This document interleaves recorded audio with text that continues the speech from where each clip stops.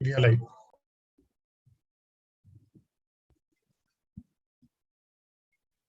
We are live.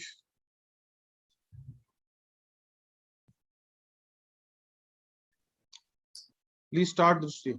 Yeah. Greetings to one all present here. I am Drishti Makija and I'll be the moderator of today's Career Fest. In our pursuit towards happiness, we are also looking at a stable and a satisfied career. And career is our means toward earning a livelihood. However, the selection of a good career choice depends on the right planning in the right direction. Taking the right decision in today's world is an even more difficult. There are 4,000 plus career choices available, and deciding on a choice is much more complex and complicated as compared to what our parents had. Today, on our career guidance webinar, we have some eminent panelists who will share the experience of their own careers and their relevant industry learning career choices. The pandemic, the career scenarios have changed drastically, and how the pandemic has affected major industry is what we are going to look up at through our panelists. Footer. Now, we welcome psychologist and guidance counselor, Ms. Anjali Kaushik. Over to you, ma'am. A very good morning to all present. Well, very nicely said, Drishti. The COVID pandemic has actually affected our lives in much more than we can actually imagine and much more than we can really foresee. But for a learner at a young age, it's very important to know what kind of a career plan he should really be making at this stage. And for that purpose and the upheaval that the COVID pandemic has brought about in the lives of students and in the Indian economy, a good understanding is really required. Well, what sectors of the Indian economy have got affected, what sectors really boomed, and which sectors really crashed? We have a group of eminent panelists to explain about it further today. We welcome all the panelists here, and Career Guidance webinar today would provide you with information on the chosen occupations and an insight into the nature, scope of the work to be done, and the necessary skills required to perform certain job functions. Scenarios have changed, and we are ready to face the scenarios. We have some of our Bal Bharati Public School alumni who have made an indelible mark in their respective career trajectories. We welcome all of them, and I extend a warm welcome, hoping that all our students present here today and their parents, they are able to avail this unparalleled opportunity to their best. I also welcome Mr. Manish Arora, Alumni Association President. Over to you, Mr. Manish Arora. Thank you, ma'am. Thanks everyone for joining. I welcome everyone on board on this career webinar. As you know, Alumni Association Bal Bharati School is organizing career fair every year physically in the school premises, but due to COVID restrictions, we have shifted to virtual format for this year, and probably we will continue with this. And I welcome all the panelists on board, Mr. Ashish Pant, Mr. Vipul Pandey, Mr. Ayush Gupta, Ms. Sweetie Sethi, and Ms. Monica Garg. They will be speaking on different fields and how the pandemic has affected these fields and how to enter these fields and take them as a career. I think the student will gather an insight into the deep knowledge of different careers. I thank you everyone, and I give over to Drishti as a moderator to continue with the webinar. Thanks everyone. Sure. Now we welcome our next guest for today, Mr. Ashish Pant. He's the Principal Director with Accenture, leading analytics and AI products. He has more than 23 years of global experience in product management, customer engagement, and services delivery. Mr. Ashish holds an engineering degree in computer science and MBA in marketing and technology from Indian School of Business. We are honored to have you here, sir. Thank you, Drishti. Thank you, Anjali, Manish, for giving me this opportunity. I'm going to just share my screen let me know when you can see it. I hope you can see my screen now. Yeah, you can see my screen. Okay, great. Thank you everyone for giving me this opportunity. My name is Ashish Pant, All Bharti class of 92, almost 29 years. Can't believe that. Happy to be talking to everyone on this call, and happy to be helping out in people looking at their careers in a serious manner. So the topic at hand today that I'm taking up is what are the future trends for engineering and MBA careers? And I happen to be both an engineer in computer science and an MBA in marketing and technology. So I think I know what I'm talking about when I discuss these topics with you. So both Anjali, Drishti, Manish, they kind of refer to the post-pandemic, and that's a big theme for how I'm going to be looking at the future of these careers. So that's really tying up with the theme that we have chosen.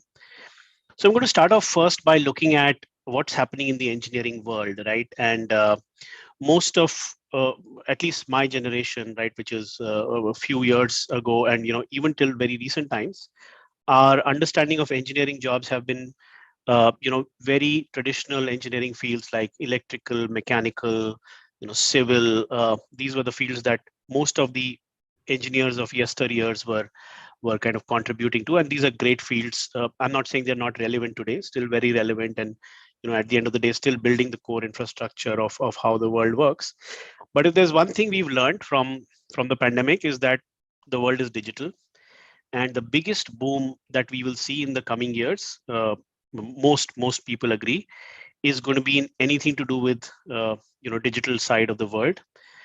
Plus, another very big theme is going to be sustainability, which is related to the environment and green themes that we are seeing. So I'm going to spend the next 5 to 7 minutes talking about both of these themes. One is large part of what you see on your screen is things around the digital theme, and then also sustainability.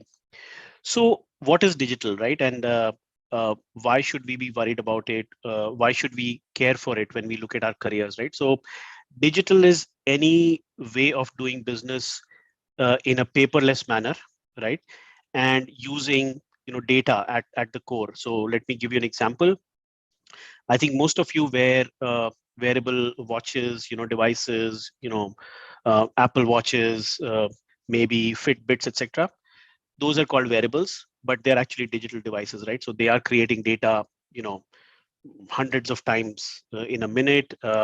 All that data, if you really look at my theme of Internet of Things, can be used in some manner. It can be used at the very least to say, what's been your movement, what's been your, exercise levels for the day, and you see apps that like that. But it can contribute to way bigger things than that, right? So it can contribute to, can we predict what your health is going to be like based on how much you moved, what's your heart rate, what's your, ability to walk a certain distance without raising your heart rate above a certain number. So just imagine the world of things just related to that data. And this is just one small example. Everything in the world that you see today is potentially a thing with sensors, right? So you see light bulbs with sensors. I'm sure all of you use Siri or Alexa to talk to your devices and give commands. So that's creating literally trillions of gigabytes of data every day in the world. So so that's going to be a great career for anyone interested in the Internet of Things. And when we say Internet of Things, a thing is really anything with a sensor, right? So that's what do you need for that? You need multidisciplinary type experiences. Computer science degree helps, but even someone who's done, for example, a mechanical engineering or a production engineering, when you're working on the the regular what we call the assembly line in a factory, all of those things will become digital. So a factory no longer, even today, is no longer just a conveyor belt running various functions. There are thousands of signals coming from various sensors. So even if you're a production engineer, even if you're a mechanical engineer, you could really graduate into an Internet of Things engineer, because that business, the factory, that setup. So that's a great career. So that's related to IoT, and I'm not going in any specific order, but I picked on this because it's an interesting example. Edge computing is going to be a big one. Edge computing primarily will be driven more by computer science than other disciplines, but edge is really about taking the power of the cloud, and I'll get on the cloud in a minute, but taking the power of what you can do, outside of your factory, outside of your office premises, bringing a lot of that power inside your premises, but not having your data to go out to the internet server. So that's really edge computing. And any of you who are interested in the subject, I'll be happy to explore further. So that's again a great trend. Again, edge computing is more to do with computer science than multidiscipline, whereas IoT is more multidisciplinary, right? So I think that's one key theme. Cloud computing, again, coming to this, when you look at how we work today, how we are having this call, right? This is, we hardly meet people in a physical scenario anymore since the pandemic.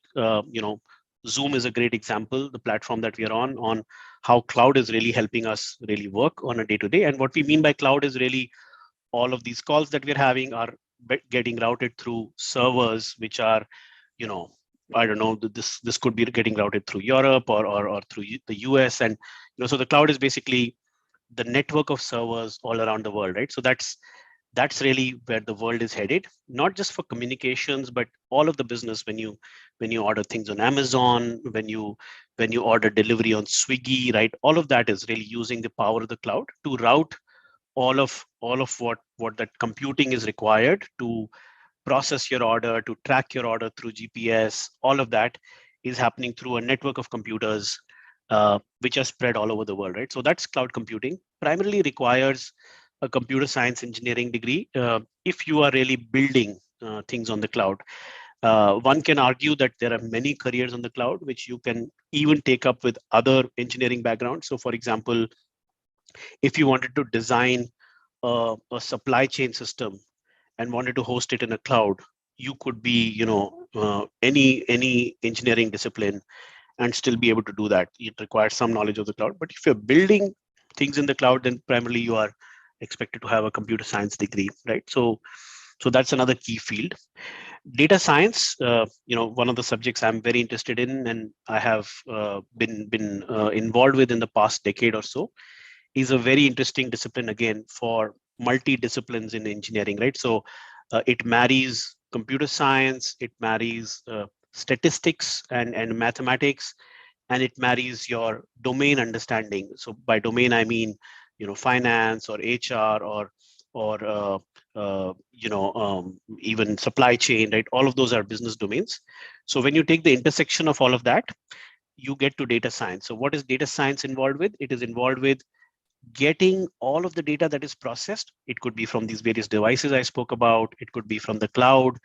It could be from transactions you do in the bank, working with all of that data to see what are the underlying patterns. So for example, if you do a credit card transaction today in a location where you typically don't do a credit card transaction. So I live in Bangalore, but suddenly if I swipe my card in Bangalore today, but tomorrow there is a transaction in Sweden in my card, then the bank knows that this is probably a fraudulent transaction. And how do they know that? Because they have looked at patterns. They've looked at how I use my card. If it's a product I never buy, for example, salmon, salmon fish using my card. And if they see something like that, then they are basically drawing from trends that they have learned about me. And that requires them to have computer science knowledge, to mine lots of data. It requires them to have statistical, mathematical knowledge, because you then have to write algorithms to interpret that data. And it requires them to have domain knowledge. So if you want to predict a fraudulent credit card transaction, you have to know the finance domain. You have to know credit card domains. So all of that kind of comes together in data science, which is why I love the field, because it is so multidisciplinary, right?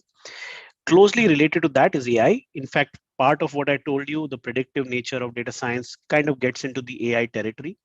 So most of you would probably think of AI as a robot or as, Arnold Schwarzenegger in the Terminator, but AI is more subtle than that, right? Or some of you may know it as a computer program beating Gary Kasparov in chess, right? But AI is more about looking at patterns of data and then taking decisions and taking actions based on that data. So for example, I was talking about the IoT example of the wristwatch, right?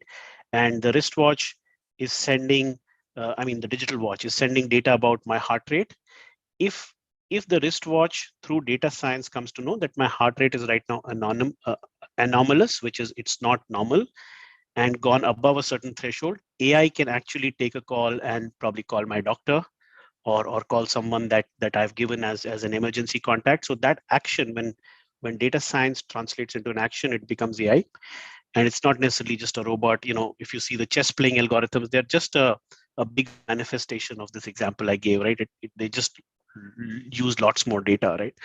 So that's AI. Again, it is multidisciplinary because you need probably computer science as a base, but you need to know what actions to take. So in AI, even the world of soft skills is opening up, because with the proliferation of AI, what you now see is, can you build ethical AI? Because it's very easy to build AI that is probably doing wrong for society, or taking bad decisions, or taking unfair decisions for people. So you suddenly have the world of psychology opening up there. You suddenly have the world of sociology opening up to AI, to see what is fair, how does a program behave in a fair manner to the society, and all of that, right? So various fields are opening up in AI. So not just technology, right?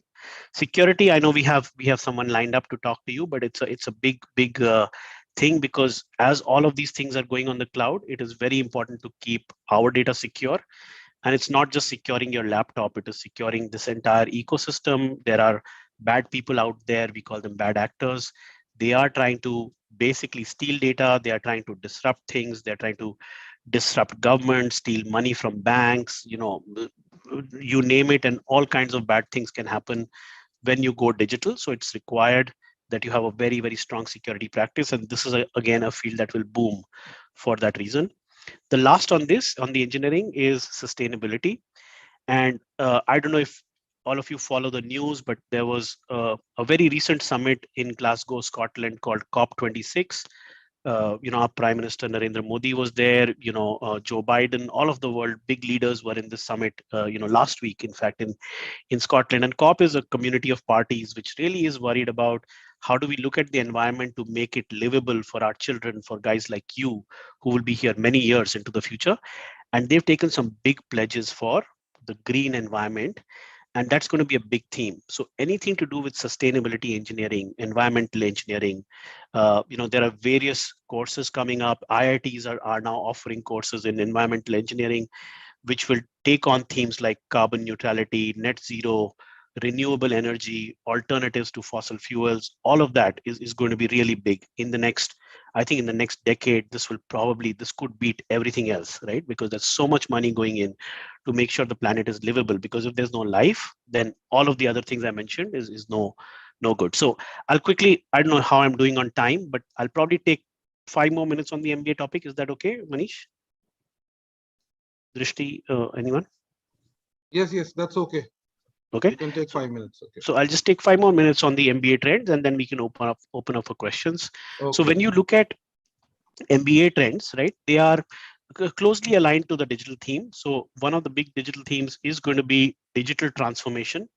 And digital transformation is taking a current business model and making it relevant to the internet and to the data science relevance for a business. So a classic example would be, just doing a manufacturing using, brick and mortar, and shipping using trucks, to using like a digital system like internet ordering, and all of that is really moving to a digital business. So MBAs typically have spent enough time understanding the details of the business, and they can help craft what the digital future of an enterprise should be, and they can help you come up with that. Of course, finance and capital markets will continue to be very strong MBA themes for MBA jobs. The nature of some of these jobs will change. So far, the finance and capital market jobs are very focused on MBAs who can do investment banking, who can do merchant banking, commercial banking, etc. All of that is going to shift a little bit more, probably much more, into the crypto kind of world, right? So cryptocurrencies are slowly replacing traditional currencies, as you see, and a lot of these jobs will require how to crypto come into financing various business models, connecting the world, right? The next one is digital marketing. You're probably familiar with this. This is how do you use mass media? How do you use social media to market products? And this is all over the world. Most of you are internet users and you would know what digital marketing is, but again, a very relevant topic in the future, right? Strategy and consulting is a traditional MBA business model or an MBA role, will continue to be so because all of these digital shifts make use of a change in strategy, and that is going to be very true in the future. Product management is a new field for MBAs, and this is gaining a lot of steam. So what this means is designing products from the ground up. Make sure your products are saleable, make sure you get the right price points, make sure that you know your market that you're going into, and then working with the engineering teams, development teams to make sure they can develop to those specifications and those price points and those user needs. So this is going to be a key thing for MBAs as well. Sales, last but not the least, is going to really be a key discipline because no matter what you do, you have to make sure you have the ability to sell, negotiate, make your point. All of those are going to be pretty strong trends for MBA as well. So I'll take a quick pause. I'm sorry for the monologue, but open for questions now. Anjali ma'am, will you take the questions which are available? Sir, questions have been posted already on the chat, and the question is, what is the scope and what kind of salary packages, Mr. Ashish, are we looking at? Which field in general? Sorry, are we talking MBA? Digital marketing, maybe digital marketing. Yeah, so I think I can look at the MBA as a particular bucket, and then engineering as a particular bucket. I think any MBA bucket today, and I'm talking about today's day and age, by the time the kids who are on this call, they go to college, I don't know what happens to inflation, but in today's day and age, tier 1 MBA, and by tier 1, I mean IIMs or ISB or any of these schools, in any of these fields typically starts about, maybe 15 lakhs plus in today's day, and that's average. If you get placed in an overseas role or etc., then the sky is the limit. But typical post MBA would be 15 plus today. So by the time these kids are in college, it could be much higher. So that's for MBA salaries. And right, sir. There's another question for you which says, what is blockchain technology? Yeah, so very interesting. I didn't specifically get on blockchain, but blockchain is really, I don't know if you follow cryptocurrencies and if you follow any of what is happening in the Bitcoin world, etc. So blockchain at the end of the day is and there's no, I wish there was an easy way to explain it. It's a technology to, probably the simplest way to explain it is, it's a technology to do a ledger. So a ledger is basically, for those of you who are into accounting, is a debit and credit kind of a transaction, right? Now, what happens in the world is, for example, if you look at financial transactions, the trust only comes when a certified party gives you an attested ledger. So for example, if you're doing a bank transaction and I transfer 100 rupees to Manish, the bank attests that yes, Ashish has 100 rupees in his account and that he has transferred it to Manish, and that's kind of an attested transaction, right? Of course, they don't attest it with a pen and paper, but digitally they do. Where blockchain comes in is that there is the transaction is attested through several computational problems that are solved, right? And you should probably read up, but there is no intermediary like a bank or a government or an institution involved to attest a transaction. It just, so you can think of it, if I have to transfer someone money, no one needs to really validate if it got transferred or not, because the blockchain, the signature of the blockchain is enough to say that that's a valid transaction. And I know it's a complicated topic to explain on a short call, but really it takes away the authority of a lot of governments and banks and institutions, which is why it's so big. And at the same time, it's also scary to governments, right? So yeah, you should read up about it, and I can recommend some books offline to whoever's interested. Ashish ji, another question says, does environmental engineering have any scope today? Absolutely. I think when you say today, I think it is, we are just scratching the surface on what this word means. But, when you look at 10 years from now, all of what we are doing, the way we are living today will be very, very different, right? So every building that comes up will have to come up with a plan with what is their plan to have renewable energy power the lights in the building or in the house. What is the plan to manage wastewater? What is the plan to manage, waste in general, right? So what is the plan to manage a factory with zero carbon emissions, net zero? Of course, you can never have full zero, but you can have net zero, which means that if you are emitting a certain amount of carbon, methane, ozone, whatever, you are doing similar things to save that on the other side, maybe through your products. And that's what meant by carbon neutrality or net zero term. So all of that, companies are going to be penalized. Already companies are penalized in a big way when they are emitting carbon above a certain threshold. And India has pledged to be net zero. I'm trying to think of the year, but maybe sometime in the next 20 years, 20 to 25 years, India has pledged to be net zero. That's a big goal.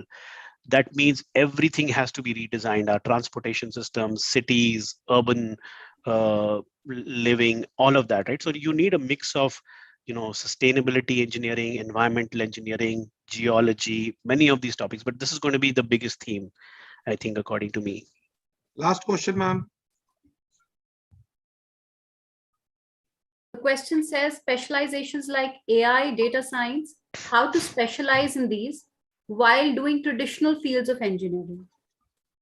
Yeah, very good question. And I think very happy to take this. I think data science is probably the easiest to specialize in. If you have an interest, what you need is a good system running, maybe a high-end computer system at home, running probably GPUs. I don't know, for those of you who are into gaming, I'm sure there's a lot of kids on the call, but GPUs is graphic processing units. It gives you tremendous amount of computing power. So if you have a high-end laptop system, now even the Macs, the iMacs have very strong GPU. They're expensive machines, but you need a machine like that. You need knowledge of some of the data science languages, like Python, for example.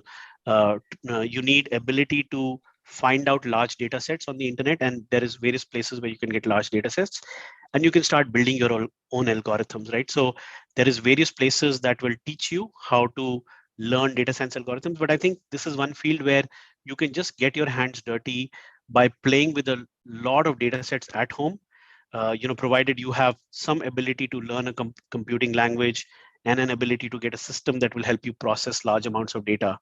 And then you could just graduate to AI from there. I would suggest look at Microsoft has a very strong AI learning portal, and I can give the links to Manish. He could probably mail it to you. It's for free, but you can learn about what are the technologies involved, and you can sit at home and just learn it. That's the best way. When you're in a job interview and you can tell someone like me who's interviewing you that what, I built this predictive algorithm sitting at home using my free time, I would just hire you in a heartbeat. So it's easy to specialize here. Thank you, Ashish. All right. Yeah, just Drishti, will you come in? Thank you, Mr. Ashish. Now we welcome our next esteemed guest, Mr. Vipul Pandey. He's working as an expert in cybersecurity, currently working at Deloitte and Touche. He had provided 500 plus companies to implement security best practices related to cloud security and access management. We are really honored to have you here, sir. Thank you so much, Rishti. I'm really happy for this opportunity. Let me share my screen. I can probably dive into the topic.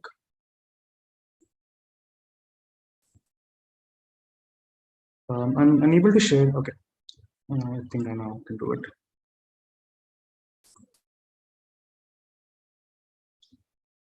I hope my screen is visible. Yes, it's visible. You can start your deliberation. So the topic I'm going to talk about today is a career in cybersecurity. Ashish gave us a very good base to work with. So he talked about the various trends in engineering. So one of those because of digitization, one of those specialization is in cybersecurity. So let's start with what exactly is cybersecurity.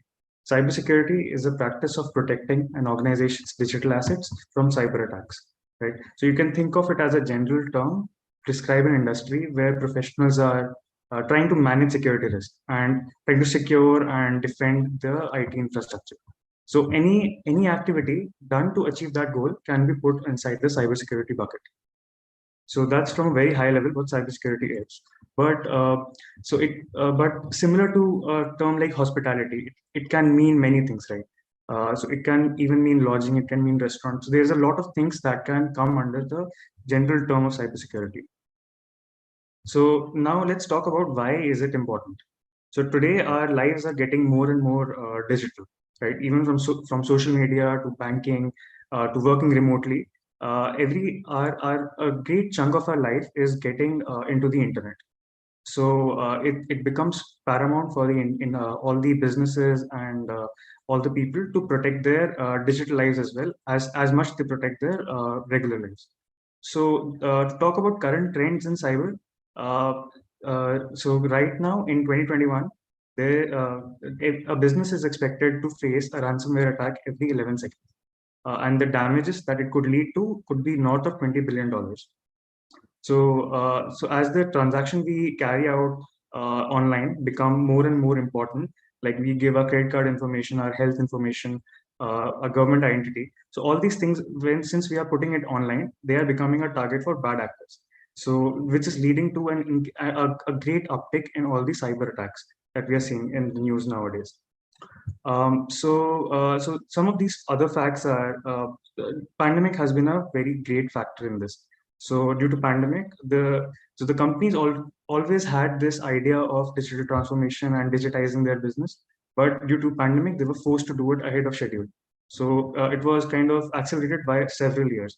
Now the businesses came online, but security was an afterthought. So that has made them vulnerable to all kind of attacks online. So that's another kind of trend that's coming into light as people are online and the businesses are facing a lot more cyber attacks than before. We already know, I think all of us have experienced it in certain capacity, that remote work and new online modes of conducting business have increased uh, uh, our interactions online. According to a survey, there are around 82% of the employers that are reporting cybersecurity skills shortage in the industry. Which another very interesting fact that will be relevant for the group here, there will be around 3.5 million unfulfilled cybersecurity positions expected by 2025. So out of which 1.5 million positions would be just in India. So what this means is there's a massive skill gap. There is a very high demand for cyber talent, and which is resulting in an excellent job outlook for the young population. So with that, let's come to what are the types of job you can expect in cyber. Okay, so I would like to start with saying that no industry is immune from cyber attack. So every industry would be in a need for cyber talent, and there would be a lot of roles to choose from. So the top industries that pay well and their focus is on cyber are financial services, healthcare, technology, energy, and government and public sector. So you could kind of understand just from the kind of industry these are why cybersecurity would be important to them. So financial services and healthcare are highly regulated industries. So it's a no-brainer that all our online transactions are met with a one-time password before we go ahead with that. And there are a lot of awareness campaigns that are run by these companies to make sure people are maintaining good cyber hygiene and are not falling prey to some sort of a phishing attack or a hacking attack, right? So financial services, healthcare, these are highly regulated, and these industries are mandated by the government to maintain a good amount of cyber hygiene. So similarly, tech. So these industries, their core focus is not technology. So they need a lot of technology companies and IT enablement services to kind of implement a cybersecurity solution for them. So in India specifically, since a lot of these roles are getting outsourced to India, you would see a lot of these roles coming from companies like TCS, Wipro, Accenture, Deloitte, all these companies which are basically professional services companies and help other companies implement their cybersecurity. So now there are a lot of subdomains within cyber. It's a very big list, and so I've just taken out around 4 of those, which are the more popular ones, popular fields within cyber. So it's risk assessment, governance, security operations, and security architecture. So I would really encourage you to read more on these. But if I have to just summarize it in interest of time, to summarize it in a very brief manner, risk assessment would deal with discovering the risk in the system. So if the system is vulnerable or not. So the hacking and the Hollywood representation of cybersecurity, right? That person is wearing a hoodie, typing away on his keyboard. That's the offensive security part. That would come under the risk assessment bucket.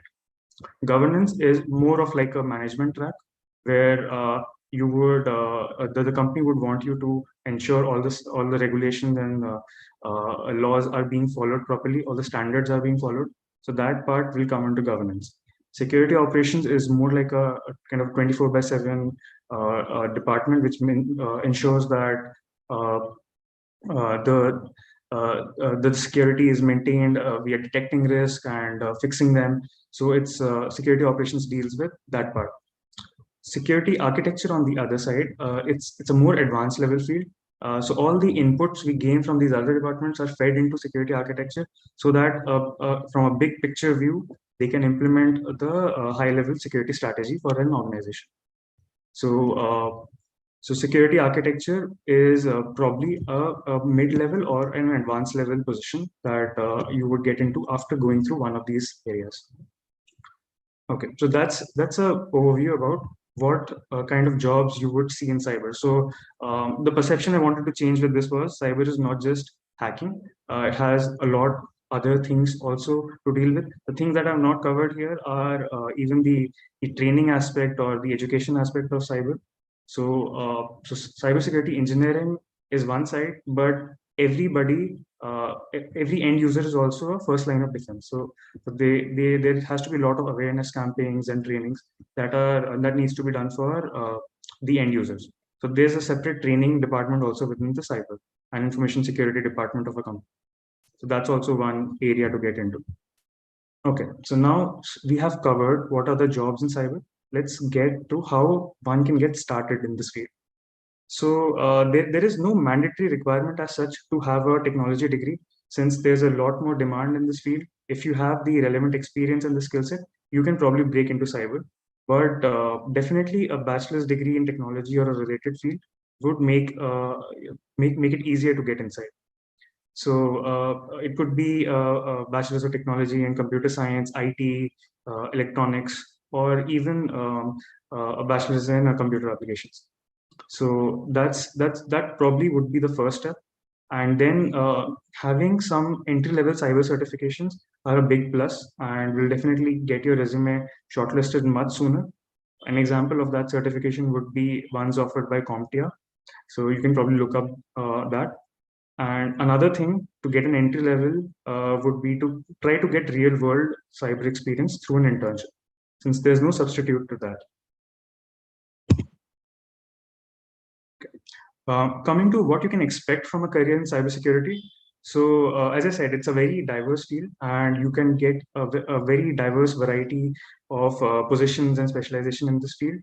So that's one. So you won't get tied to one sort of role. You can switch and kind of move across various functions within the same industry. You would have a very fulfilling work and you can feel the real world impact it has, since every day we are seeing all the cyber attacks, and it's always in the news, right? So the work that you do is actually helping you protect an organization against these attacks. The other aspect of a career in cyber is that you can expect a lifelong learning and upskilling, since the technologies keep on changing. The hackers and the bad actors keep getting more innovative with their attacks. So even we have to kind of upskill and get better security along the way. Last but not the least, cybersecurity career offers a very competitive compensation. since it's a very specialized skill set, and there's a good amount of gap currently in the skill set in the market right now. So that's well compensated. Typical job titles you can see in this industry are as follows. So as I said, I try to cover varied titles. So probably you can go back and research more on these to see what exactly all of these entail. So the top level executive level position in this field would be that of a CISO, Chief Information Security Officer, and probably the part where you can start your career would be that of an analyst. It could be a SOC analyst, it could be a consultant role, it could be an IM engineer. So there are multiple ways to enter this field. Right. Yep, that's it from me. I'm open to any questions that you may ask.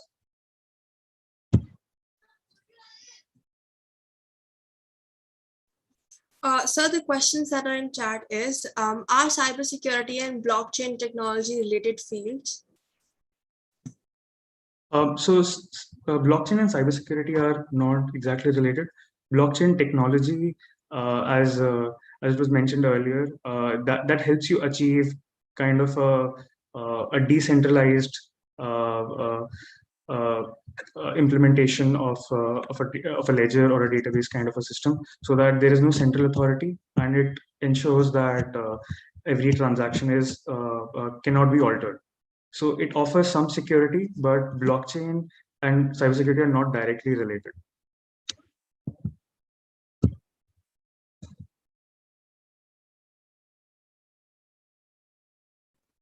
Drishti, any other question?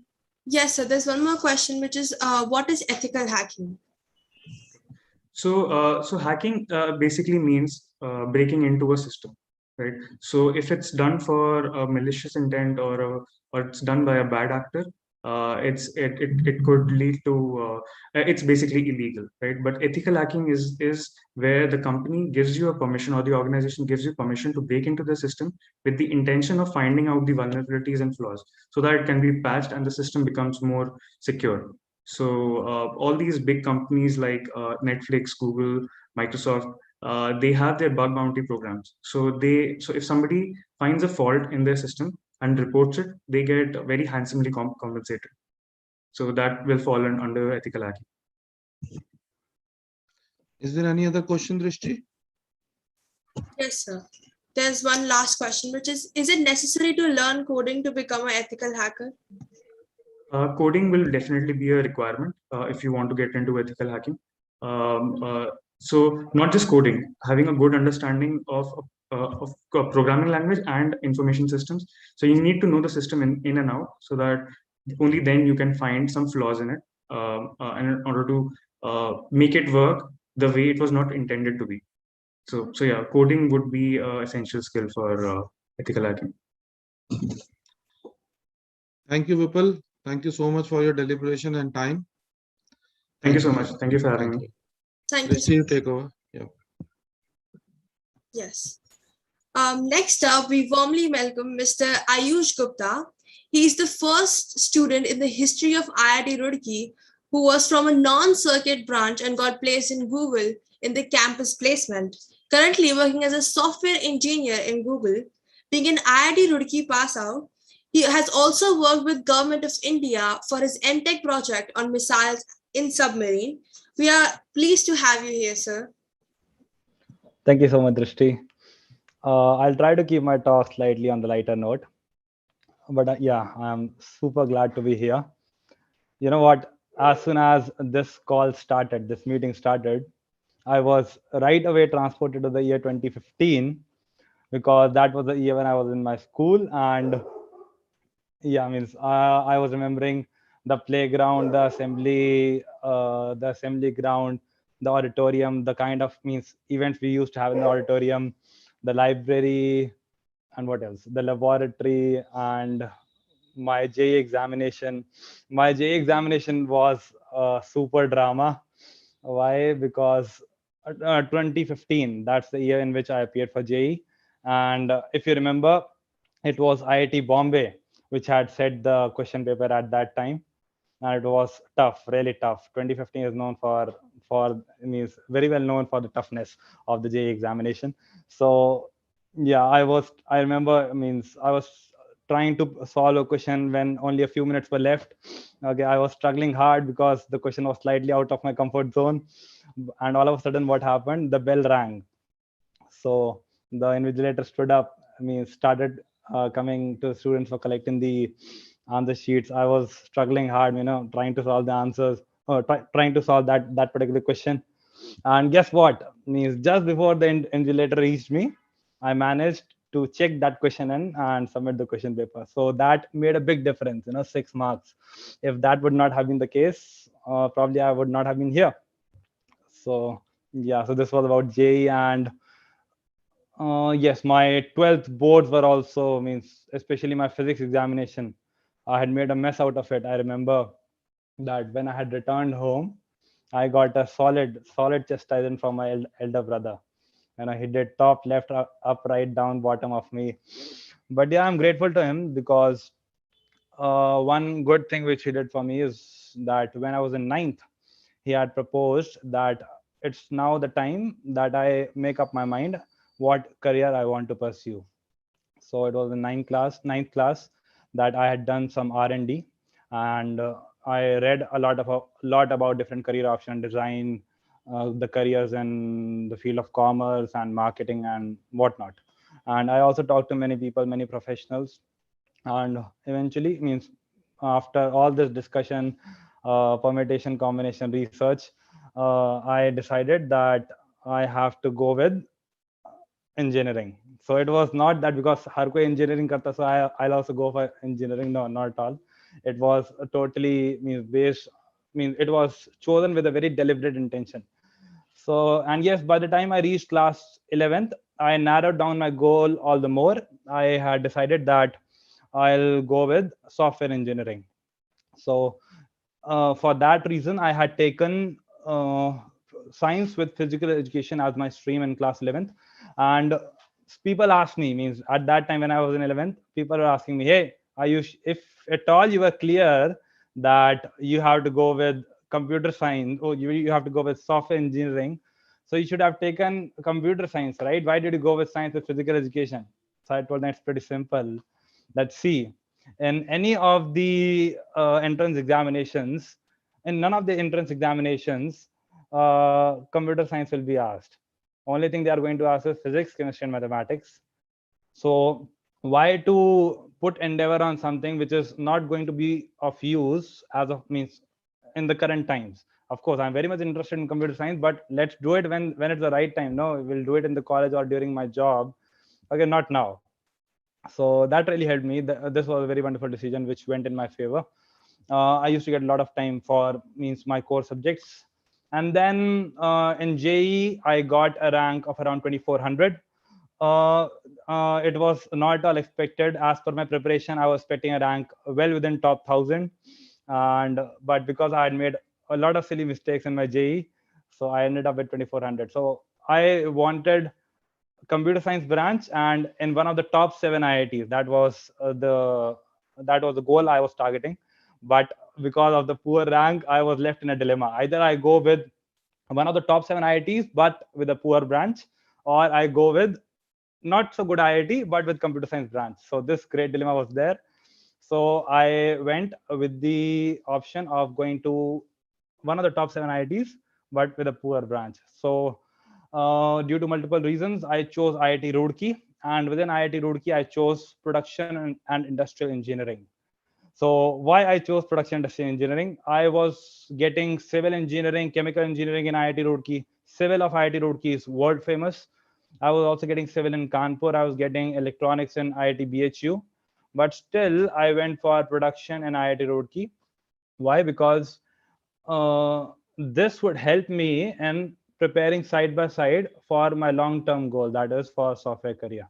Okay, so this was a risk.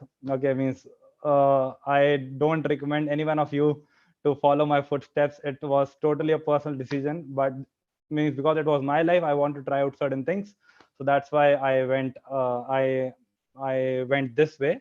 So if you want to go, please do it on your own. Just don't quote me. Hey, I used told to do something like this. This is no, not at all.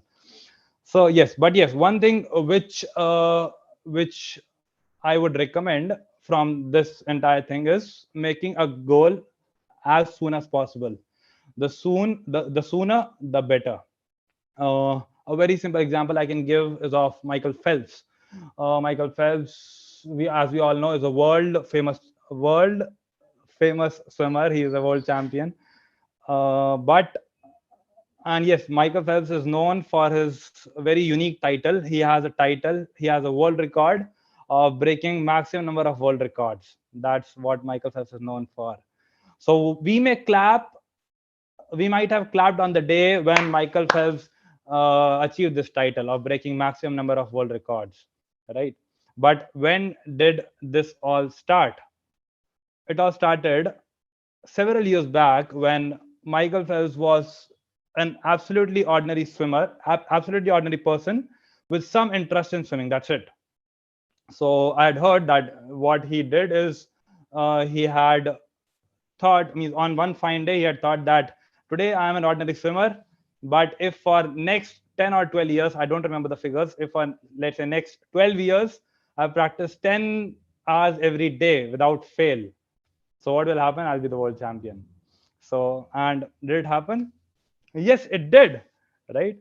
But instead of clapping on the day when he achieved the feat, we should clap on the day when Michael Phelps made a clear mind, a very clear mind, okay, very clear goal. Okay, this was one thing. So I meet many students. I meet, interact, and talk to many students. This is one thing which I found that means which very common mistake which the students do is they either don't have a clear goal even up to a point of clearing their 12th class, or they make up a goal at a very later stage of their schooling. So means better to make it during the earlier stages so that you can take other important decisions down the line accordingly. So this was one. And secondly is once you have made a clear decision, means once I made a clear decision of means going for a software career, the second point which I want to drive in is means then pursuing it very vigorously. Somebody told me that for JE, for cracking JE, you need to study at least 8 hours a day, and it'll be really good if you can do it 10 hours.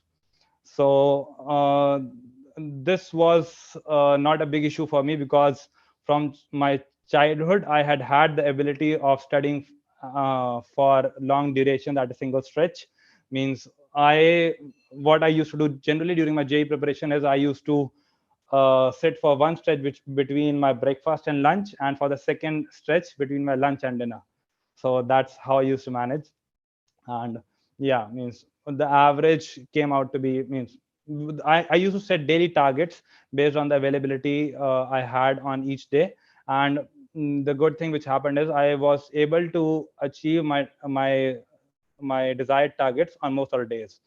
So that's one thing which went in my favor. And that means during my during my interview preparation also, the same thing happened. I prepared for nearly 10 months very vigorously for my Google interviews. And yeah, means I used to set daily targets that this much amount of time today I'm going to give to coding, this much amount of time I'm going to give to web development or something. So when I used to set, means I used to set that I'm not going to get up before I achieve my quota for today. So this is something again means which lacks very often. Most of the times students don't have a goal only, and even if they have a goal, they're not very enthusiastic, not very enthusiastic to pursue them. And one fellow, I remember, yeah, when I went to college, when it had been less than 2 years, oh sorry, when it had been less than 2 months for me inside the college, one student walked down to me. He said, "Hey Ayush, today we have a liquor party tonight. So would you be joining?" I said, "No, sorry, I don't take liquor." He said, "Hey, why so?" I say, "I think that it's not the right age. And even if you say that's the right age, I don't have time. Why? Because it's not in alignment with my goal." So he made a fun out of me, means not only on that day, means very often in the subsequent days also. But I remained silent. Then on another fine day, one fellow approached me. "Hey, do you have a girlfriend?" I said, "No." He said, "Why?" I said, "Means I don't have time. And secondly, it's not the right age." So again, he made a fun out of me, and fine, the matter matter subsided there. Now, three of us, those two fellows and myself, we graduated in the year, what do you say? In the year 2020. We graduated in June 2020, and right now we are sitting in November 2021. So it has been nearly 1.5 months. And guess what? Both those fellows means they are unemployed till date, unfortunately. Okay, so beware means at the prime of your youth, how can you, what do we say, how can you afford to compromise with your career? Okay, so means people sometimes ask me that, hey Ayush, means how is it that in spite of being in production you managed to crack Google interview? Sometimes they play KBC with me, Option A, is it that you were too intelligent from your childhood? Option B, is it that you did a lot of competitive coding during your 5 years of stay at IIT Roorkee? Option C, you had a really super expert guide who used to guide you during your interview process? Or option D, you had access to some very special website where you used to practice? I say none of the above. Okay, why? Means cracking IIT or cracking JEE or cracking Google interviews is no rocket science. As long as you can code, as long as you can explain your code, as long as you can read good code, you can easily get into Google, right? And same goes with IIT also. As long as you can solve the problems, means you can easily get into. But yes, if you are not ready to study, you're not ready to invest, or you're not wanting to invest, or you're not able to invest, okay, so means then nothing can be done. But yeah, so these two things, one is setting up a very clear goal, and then secondly pursuing very vigorously. These were two things. And thirdly, yeah, this is a very personal thing, but this was the turning point for me, so I'll definitely like to share. This is about, yeah, reading. I From my childhood, I have a very strong habit of reading. I'm a reader since childhood. So my all-time favorite of I have read more than 100 books till date, but my all-time favorite has been Bhagavad Gita. Why so? Because there are very small things which I applied during my 10 months of interview preparation. I cannot mention them right now because I'll run out of time otherwise. But yeah, some other time maybe I can share. But yeah, many small things were there which I managed to apply. Okay, even I had a very nice discussion with my Goldman Sachs interviewer, both the interviewers, round 1 and round 2. Both of them were very impressed. So yeah, means, and even if I am sitting for interviews, right? If I am an interviewer and I'm taking an interview for an L3 candidate, this is what I'll be looking for. I'll not only see that how well he's able to code. Means coding is something which people can be easily trained in, right? When I also joined, I spent full 2 months in simply watching videos and taking training. That's it. I had absolutely zero contribution for the first 2 months of my joining. So why they hired me? They certainly did not hire me for my coding skills, means for some other purpose. Okay, so yeah, so that's what you get from Bhagavad Gita. From Bhagavad Gita, one thing very important which I learned was meditation. I do meditate. I started doing meditation. Even on my interview day, my interview was on day 0. I had Goldman Sachs Google interviews on day 0. I was supposed to report at 7 a.m. Even before going there at 7 a.m., I completed my meditation and went. Why? Because this is something which I personally feel helps not only me, means, and if anybody implements, it can help the candidate achieve that thing in 1 hour, which an ordinary person would achieve in 4 hours. I'm not exaggerating. I'm telling you, means, with full confidence. That's why, means, there were computer science students with me who were competing. Means, without a doubt, they were a lot more competent than me. But still, means, I don't know, means, why I got into. So that's why I give a lot of credit to Bhagavad Gita, because that was the difference between me and them. So yeah, means, that's mostly it from my side. I'm open to any questions if at all there are any. Drishti? We have a question which says how to balance JEE preparation and CBSE boards. Yeah, so what I did was for my JEE, I started preparing towards the end of my 10th class. So let's say, means, I don't remember the exact date. It was probably February, means, when the 10th class is ending. And for next 23 months, only thing I did was preparing for JEE. So till December, of class 11th, I did JEE preparation. Sorry, till December of class 12th, I did JEE preparation. So nearly 2 years I did JEE preparation. And then from 1st January, means the boards were in the year of, in the month of March. So from 1st January, I put aside JEE preparation completely and started focusing only on boards. It's not that, means earlier I was giving 0% attention to boards. No, while preparing for JEE, means the syllabus is similar, right? So what we study, what I'm studying for JEE, that's definitely going to be, means what I'm studying for boards, that's definitely going to be what's going to come in boards, that's definitely going to be covered what's going to come in JEE. So when I'm preparing for JEE, I'm also being simultaneously prepared for my boards. So, but yeah, certain things are there, certain differences are there. To cover up on those differences, I left aside JEE preparation totally on 1st January, and for 3 months I focused fully on boards. And the day when boards ended, I again switched back to JEE. So that's how I manage the things. Any other question, Drishti?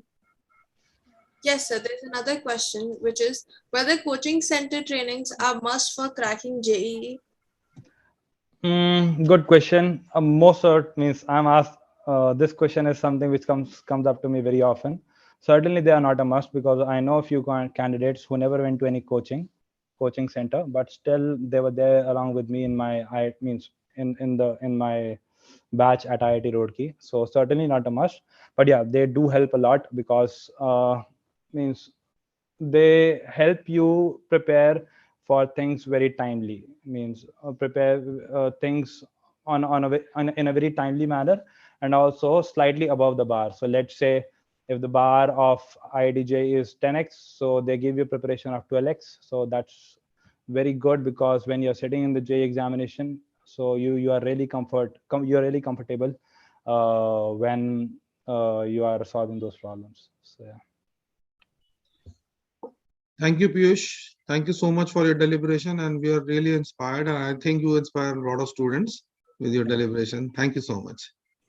Thank you, Mr. Ayush.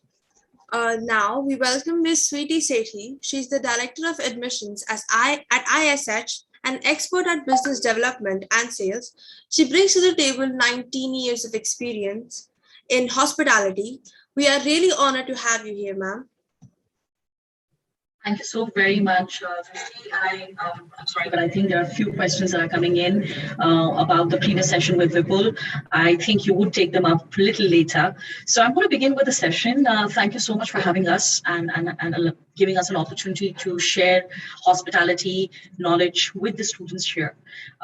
So yes, like mentioned, I come with experience having worked with various sectors within the hospitality industry, and I hope to be able to add value to the knowledge of the students present and listening to us today. So I'm bringing up the presentation. Please give me a go ahead when you do see the presentation and it's visible. Drishti, is it visible? Yes, ma'am. All right, thank you so much. So boys and girls, ladies and gentlemen, we are the Indian School of Hospitality, a part of Swami Education, which is the world's largest hospitality education company. And we bring two iconic brands here in India, in Gurgaon. You can experience the education, which is world-class, world-renowned and globally accepted, which is in hospitality in alliance with La Roche. And we are also an Ecole de Cas campus here in India, which is a premier brand in culinary education. So I'm going to talk to you about hospitality careers. As to what is hospitality would be the first question that we must ask. So if you look at the dictionary meaning and everything, you would see it is hospitality as a word has evolved from Latin hospitalitas. What it really means is entertaining strangers and guests without reward or with kind of generous liberality. What it means, to be simplified, is when we put others' needs in perspective and give them service to be able to meet those needs without expectation of reward of any kind is hospitality.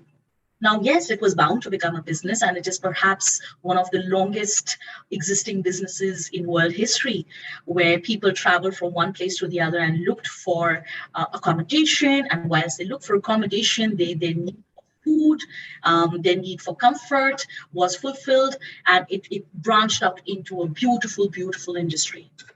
The question to be asked is, how big is this industry? Now, there are questions, there are myths about it. There are a lot of people who think hospitality as a word is synonymous with just hotels. And there are the others who may have a clear understanding of the sector and its spectrum that it brings to the table. So today, we are going to be talking about just that. We're going to be talking about what is hospitality essentially, and what all are the opportunities that you as a student can experience should you be looking at this as your career. At the core of hospitality, there is one thing, which is service, which is a great customer experience. Just bear this one thing in mind, in the back of your mind, whilst I'm going to be taking you through a few slides as we go ahead, because this will keep coming back, which is service. And service is when it comes from the heart.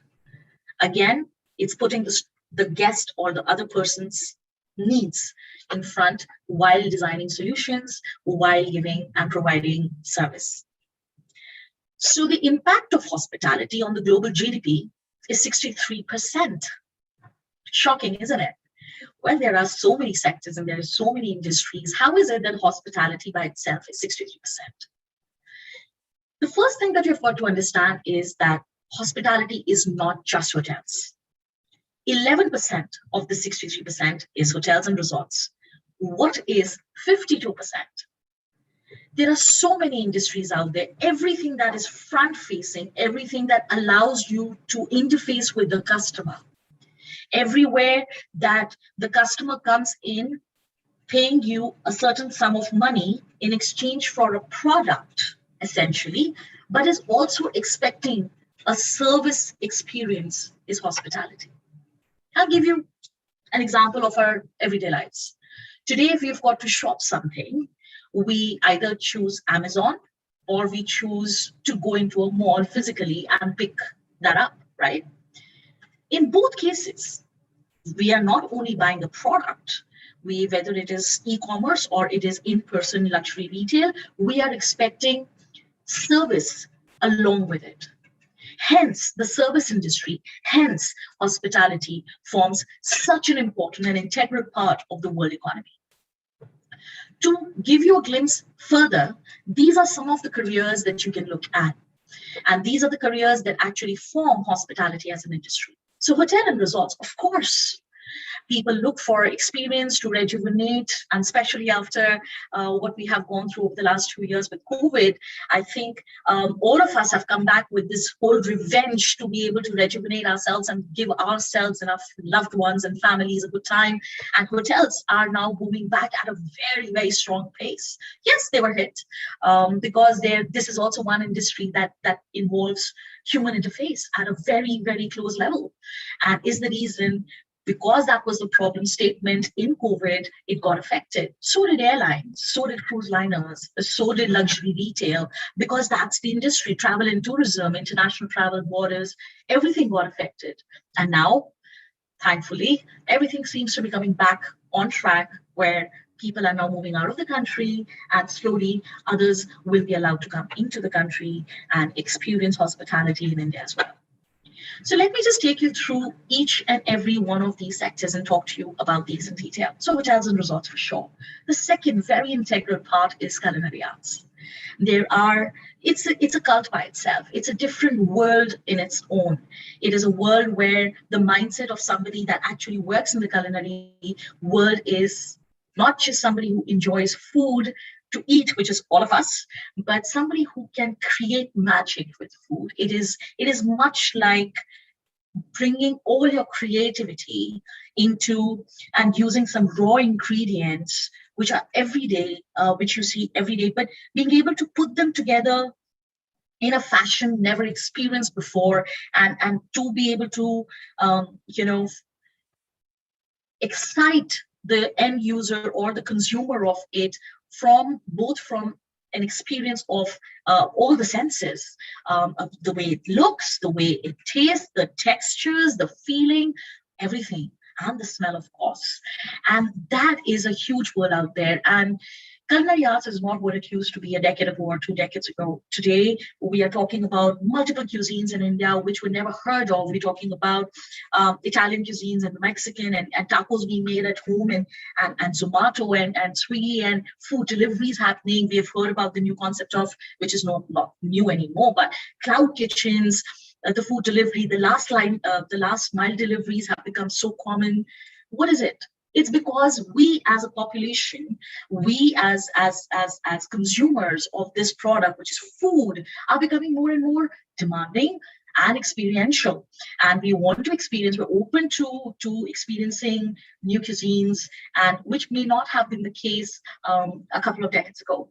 We wanted to stick to what we were comfortable with. But today, thanks to Google, thanks to the kind of exposure that we all have, master chefs and Australia and master chefs around the world and India, that it has become a beautiful, beautiful industry that has so many opportunities for students to travel the world. Culinary arts is not only about cooking. That is something that you should also know. Culinary arts opens doors to a lot of other things. You can write about it. You can write about it in books. You can become an author because you become an expert in food. You can be a critique. You can be a blogger. You could also be a food photographer, a food traveler. So one thing about culinary arts is as a student, you've got to be absolutely sure that that's where your heart lies. It is not something that you can be iffy about. It's not something that you can be maybe about. It's got to be something that you're really driven to and are passionate about. Yeah. Moving on to travel and tourism. Again, travel and tourism is commonly misunderstood as booking of tickets or limiting itself to booking of hotels. It's actually an industry that enables people from out of the world, from other parts of the world, to come into our country, and then the citizens of our country to go and experience the whole world. Travel and tourism as an industry ensures that this experience of seeing the world and experiencing the world is safe, secure, comfortable, and fulfilling for you as a business traveler or a family vacation, whatever might be your need. So the end-to-end planning, it's a huge, huge industry, and has great opportunities for you as somebody who would study hospitality as a vocation for yourself after your 12th standard. Banking and finance. I get this a lot of times and say, how banking? Well, in banking, you have sections, and you have in finance as an industry, where client management becomes a very important and intrinsic part. Now, you may not be somebody who is an expert at banking solutions, but you are somebody who's an expert at understanding customer needs, and your mindset is that of a solution provider. Hence, you collaborate with your experts within the system of the bank or the financial institute and bring that solution to the customer. It is all about making experiences for customers more fulfilling, and that's the competitive advantage that we all work with, becoming better than the other at our competition within the sectors. Event management, again, is a huge industry out there. Sports management is one part of it. Gone are those days where event management was synonymous with perhaps wedding planning. It's a very small part of event management. There's so much that you can do in conferences, in organizing events, to the like a TED Talk or a FIFA. The range that you can experience and contribute to is immense. Beauty and wellness is coming up in a huge way. It is here to stay, because we, as the population, as the generation, is becoming more and more conscious about how important it is for us to take care of our health. And this is a huge industry that, again, requires somebody with a mindset of understanding customer needs and solution orientation, also understanding and having the sense of business, be able to form and bring in solutions for the sector. Entrepreneurship, because hospitality, and it is not hotel management, this is hospitality. It has a lot of management. It has a lot of business built into it, right from marketing, economics, finance, business studies, human resources, name it. Why is it important? It's because if you don't have a business mindset, if you do not look at, you don't have to start your own business.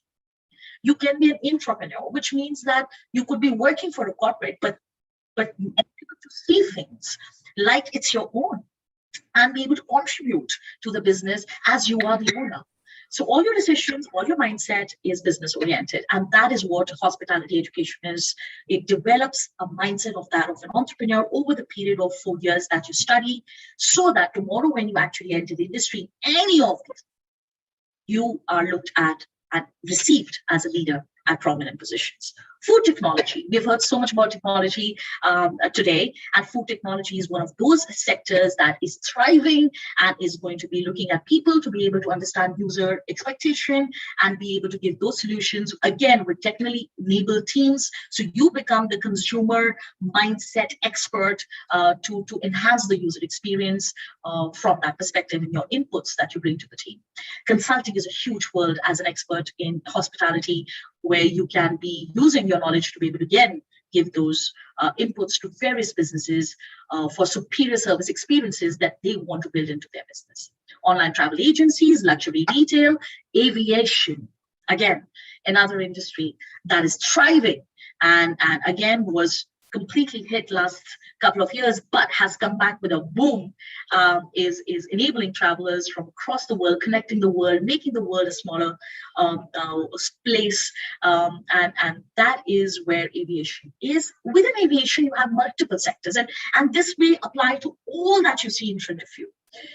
Every business has sections like human resources and marketing, and it has business management, and you can apply your skills in any of them, and operations for sure.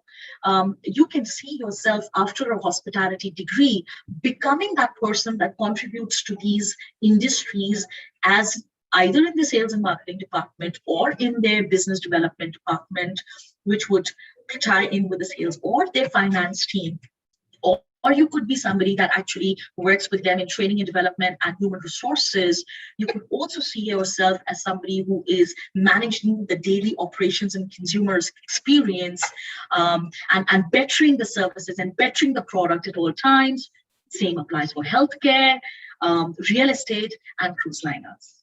So that is about the sectors. Now, very quickly, before I wind up, I'm going to talk to you about the careers in hospitality are again segregated into these 6 streams, and everything that we just spoke about lies into one of these 6.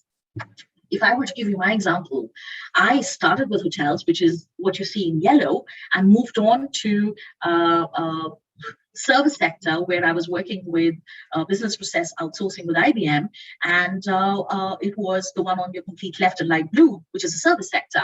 And then I hopped back into travel and tourism, where I was working with airlines for 6 long years, and then I worked with luxury travel, which is again in luxury services and in event management. So I have actually had the opportunity. Now I'm in education. Yeah. So imagine the skills that the hospitality industry gives you, allows and enables you to be able to change these sectors and apply yourself in multiple sectors, because you have become that one person who knows and has the skills to be able to think on your feet critically, whilst keeping the business interest in mind, but also not compromising on your customers' expectation and experience.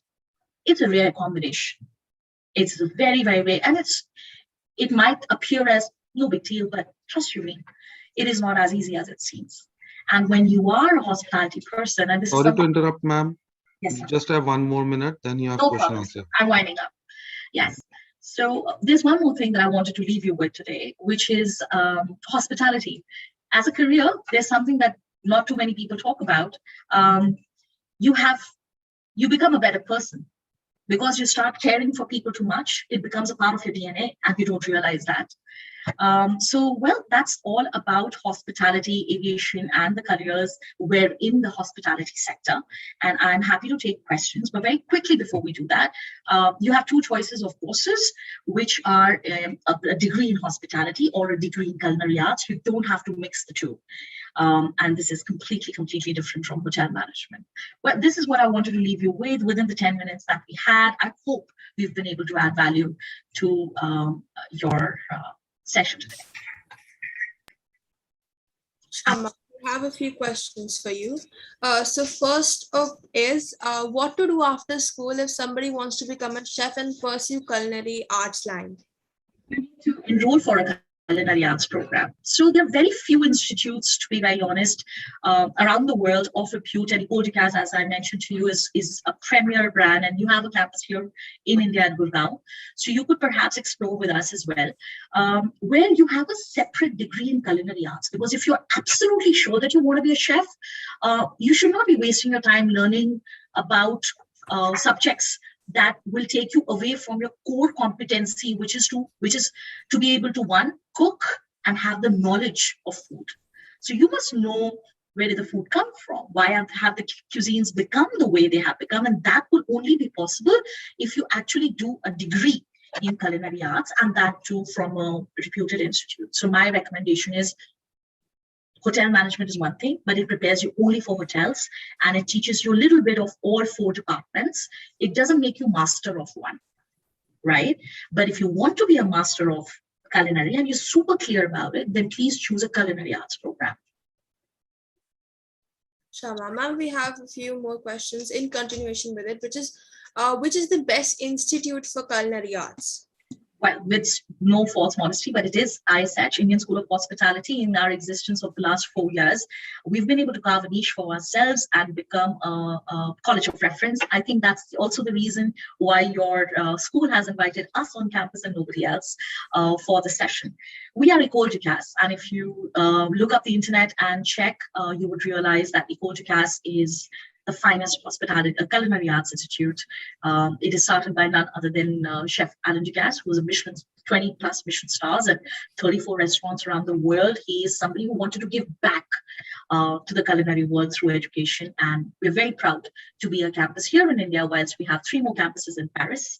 And the education also gives you opportunities to do a part of your education here in India. And the last year, so 3 years in India at the Gurugram campus, and the last year at our Paris campus, to be able to get 2 degrees, one from Gurugram University, which is a BA Honours in Culinary Arts, and the international degree from Ecodicas. So truly global is right here in India and uncompeted. Yeah, so the last question is that which stream is the best if somebody wants to pursue culinary arts? Which stream is the best? Well, you become an expert in culinary, and then you find your gravitas. You see, so I have a student who's doing culinary arts and is studying with us for the last 3 years, and she also enjoys writing. So because she enjoys writing, she's moving towards food blogging and food authoring, writing about foods and writing about different type of food and how it's impacting life, and doing research on different restaurants around the world. So you could just diversify into everything, whilst food will always remain the center of your life. Similarly, you could get into the marketing side of things or consulting for food. And this is something that you can do whilst you're a chef as well. And education. I think we should stop now, because the next person in the line is waiting. Certainly. Thank you so much for your deliberation. Thank you. Please welcome the next panelist, Drishti. Yes, thank you, Ms. Sweetie. Now, we'll move on to, we heartily welcome Ms. Monica Garg. She's a designing industry expert. She's having 25 years plus experience in the education and service industry. We are really honored to have you here, ma'am. Thank you so much, Drishti. Am I audible? Yes, ma'am. Okay, great. So as I'm Monica Garg, Senior Manager Education Partnership as GUS Global Services. And if I talk about GUS Global, it's an international network of higher education institutes, and it's the academic partner to UPS and Pearl Academy. So I'm not here to talk about Pearl or UPS, but yes, if I talk about, I'm here to talk about world of design. And Steve Jobs says that design is not just what it looks like and feels like. Design is how it works. So if I talk about, say, world of design in 2030, 73% of the workforce believes that technology can never replace human mind. Emerging technologies will be part of the curricula, across all types of institutions. 400 million to 800 million jobs could be displaced by 2030. Believe me that, guys. And 74% of the workforce is ready to upskill or reskill to meet the changing demands. This is the source by Future Study by PwC. And if I talk about, India Skills Report in 2019, they says that 60% of the new age jobs fall under the work areas of design, analytics, and artificial intelligence. So 1 out of 5 people hired for new age skills will be for design jobs across industry sectors.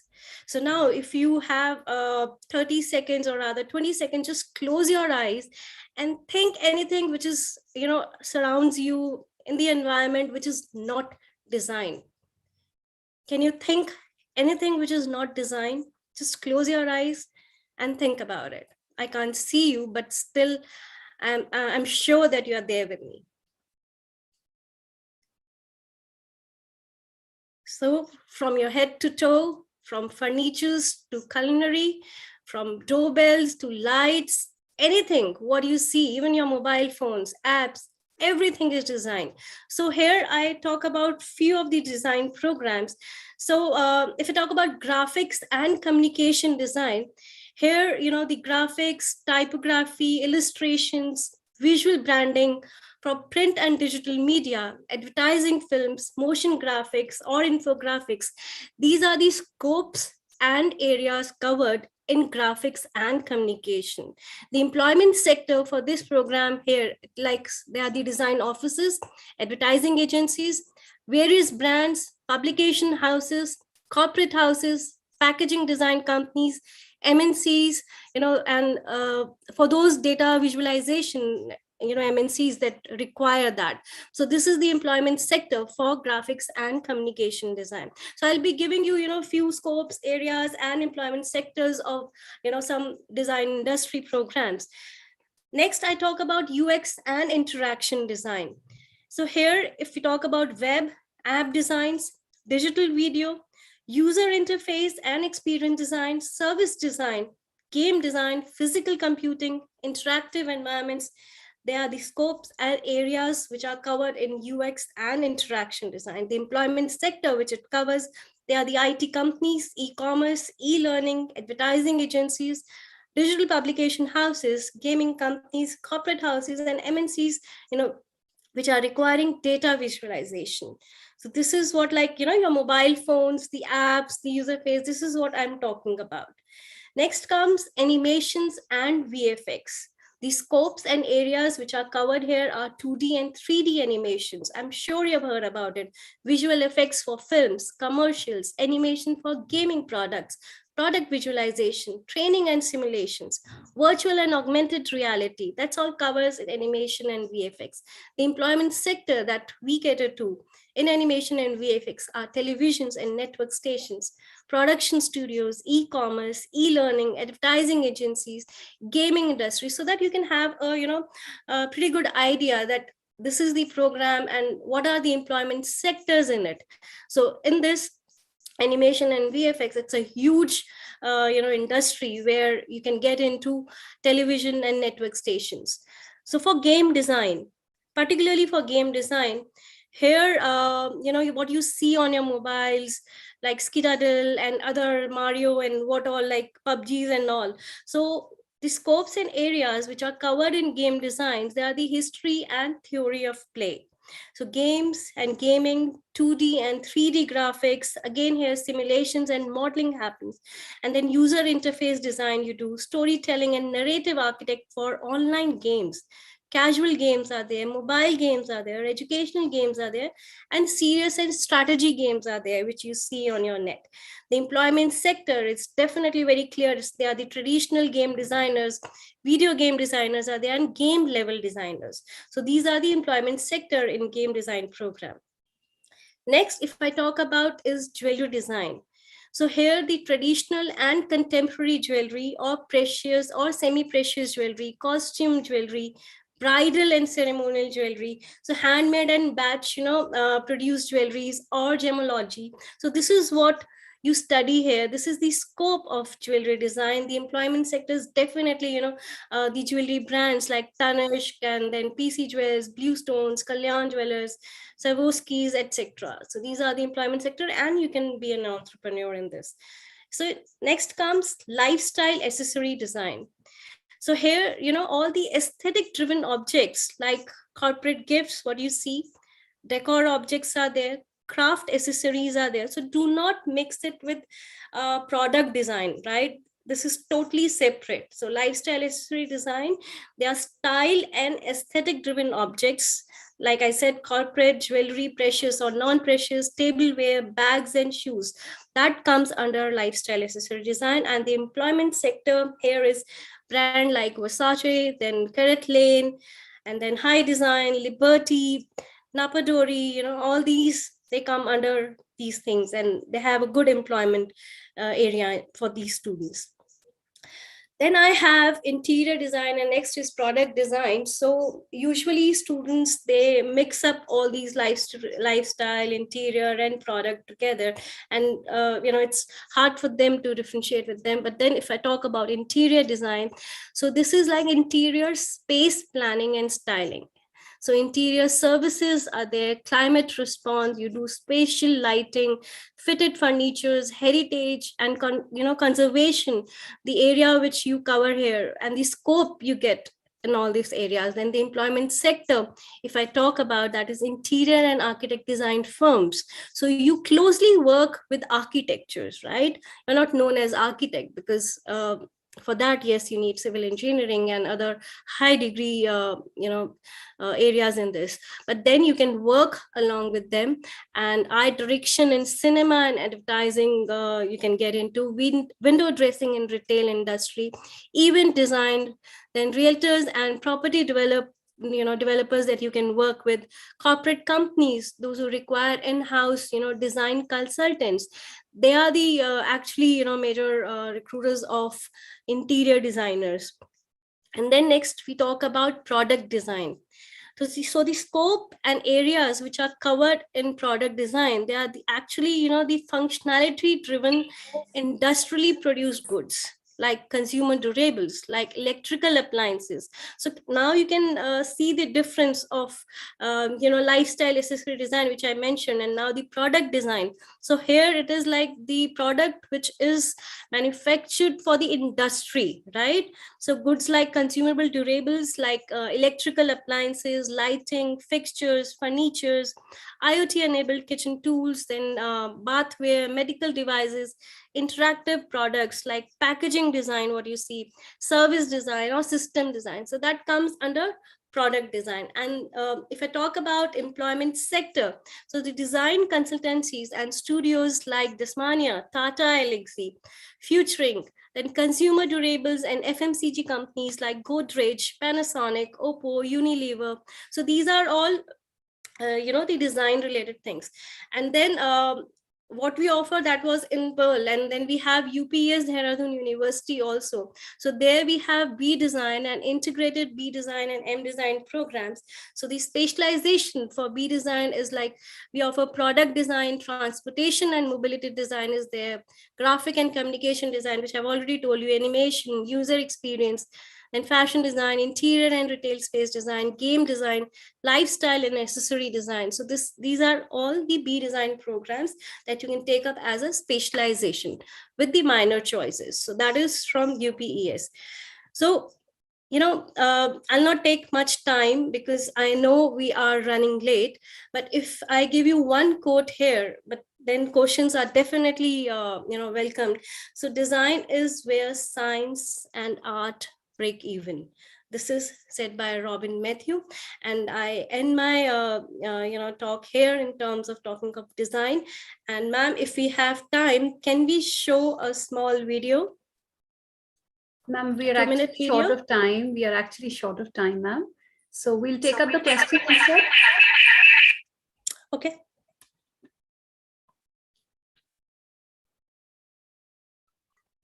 Drishti, you ask question if you have any. Thank you, Miss Monica. I think No. voice is. Yeah, thank you. Now we'll move on to now we'll welcome Miss Anjali Kaushik. She's a school guidance counselor and psychologist. She has an experience of 14 years in education industry. We are really delighted to have you here, ma'am. Thank you so much, Drishti. Thank you, everybody.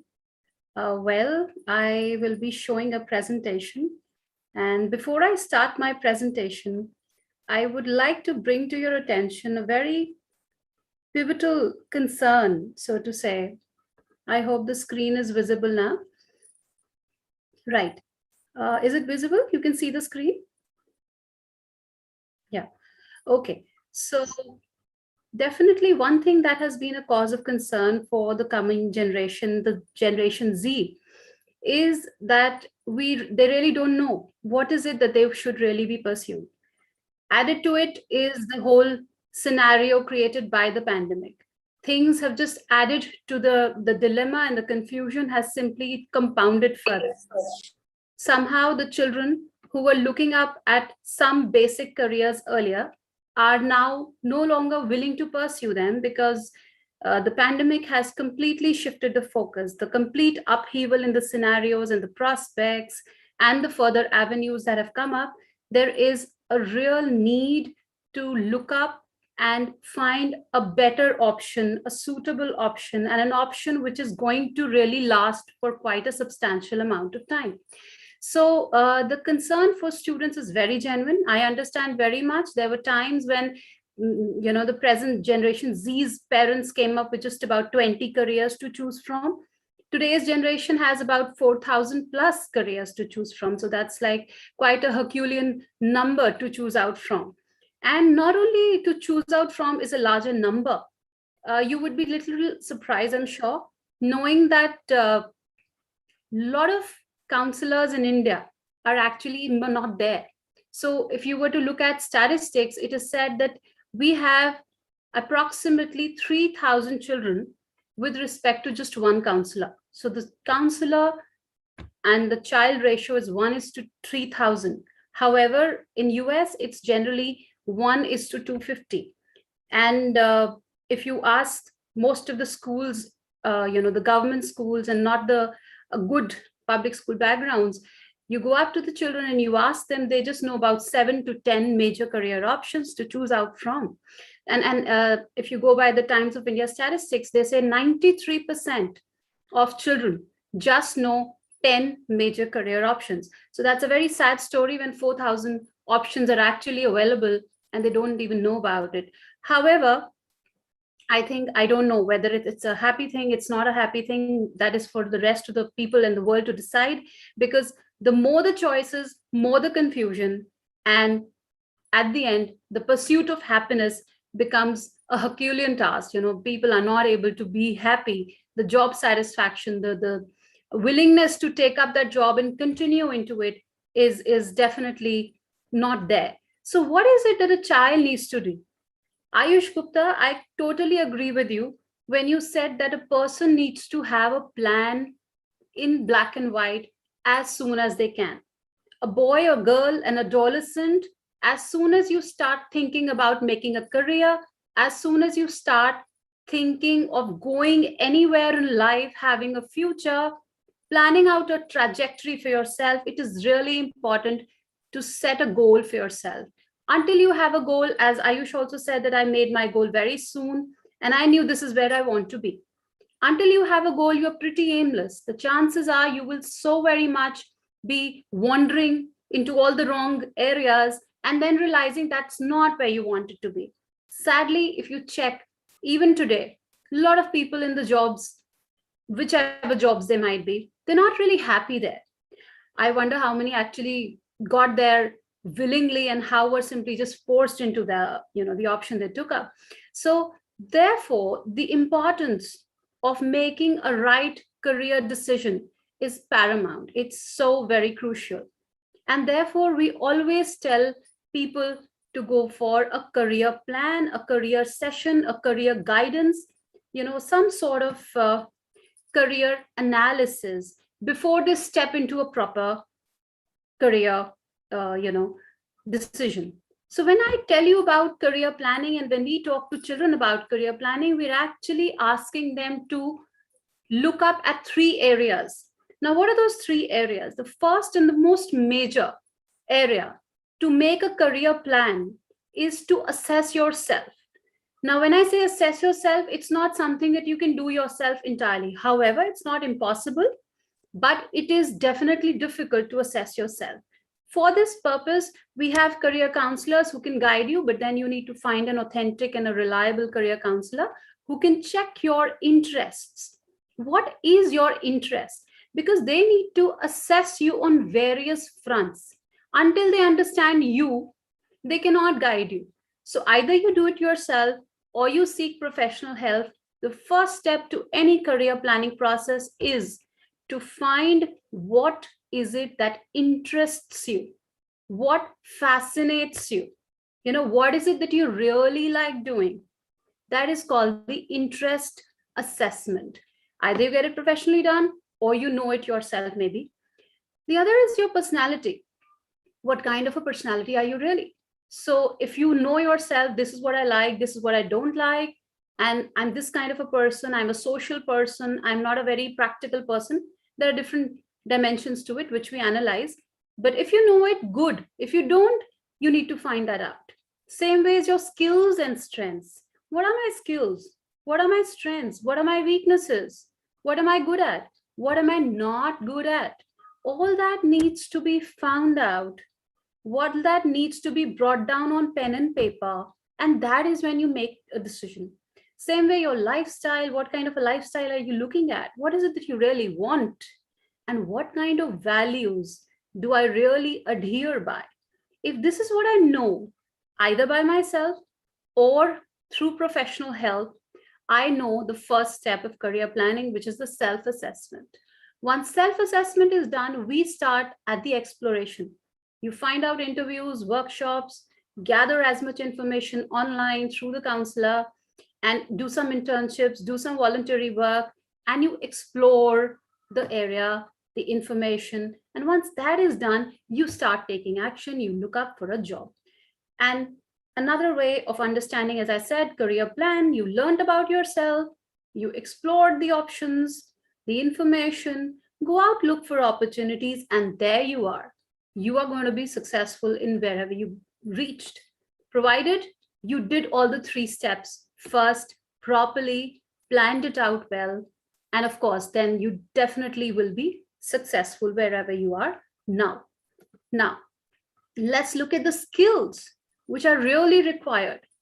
Irrespective of where you want to go, agreed, you've done the part, you know yourself, you worked out the plan, the planning is all done, and now you are at the job.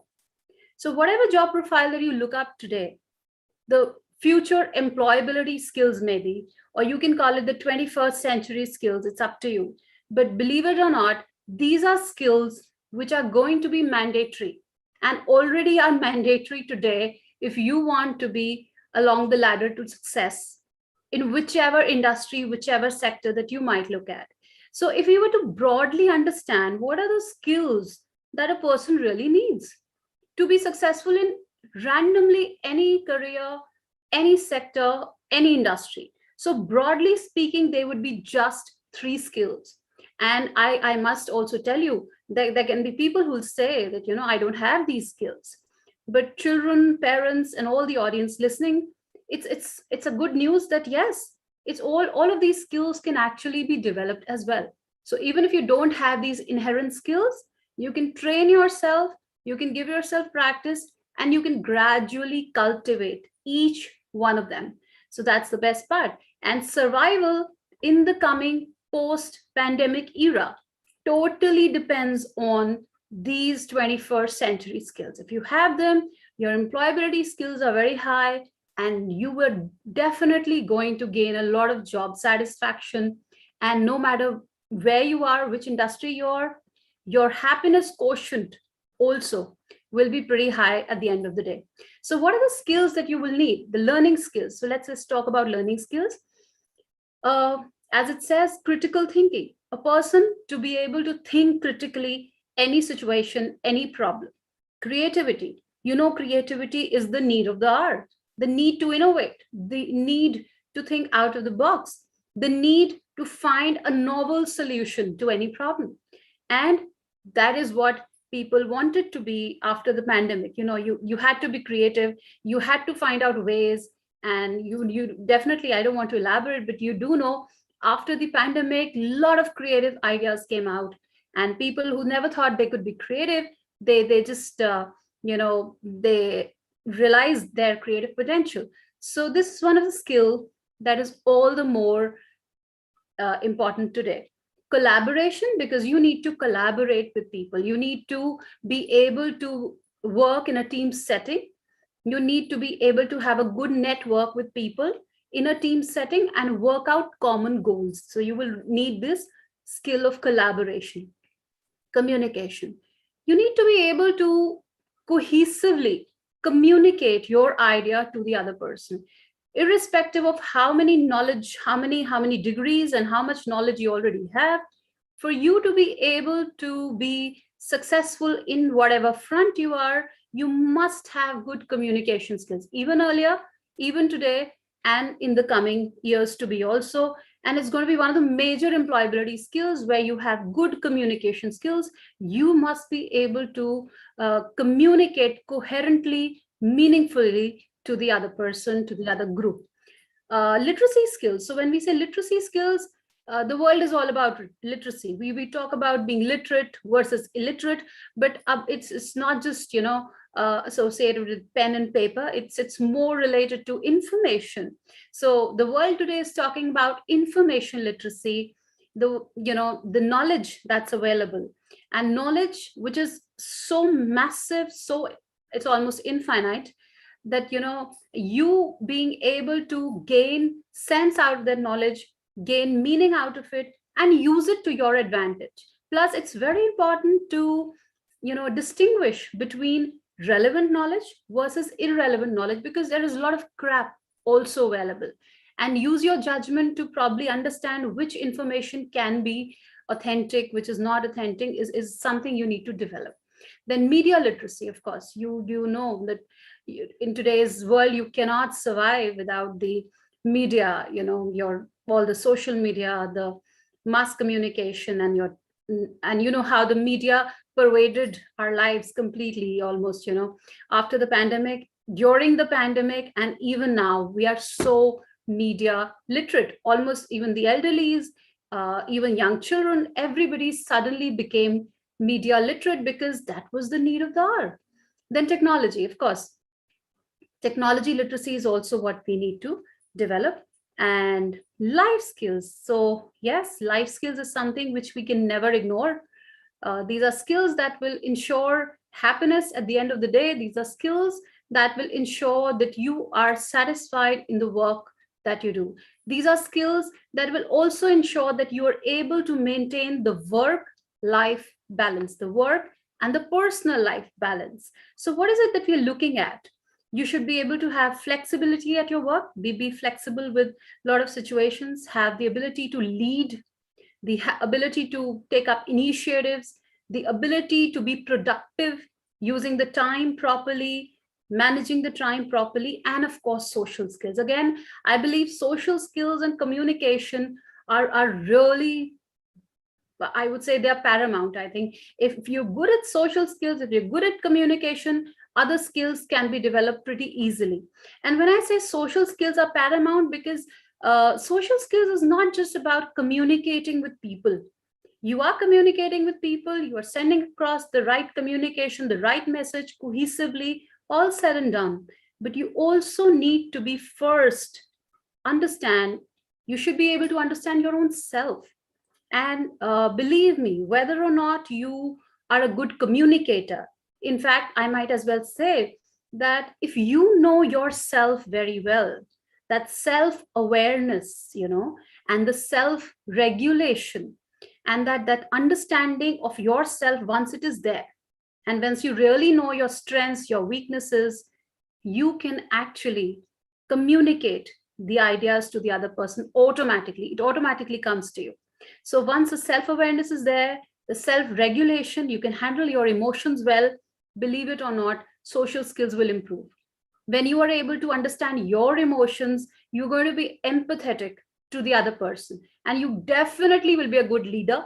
You will definitely have good productivity. You will also be very productive and good flexibility. So all these things will automatically come to you once you have good social skills.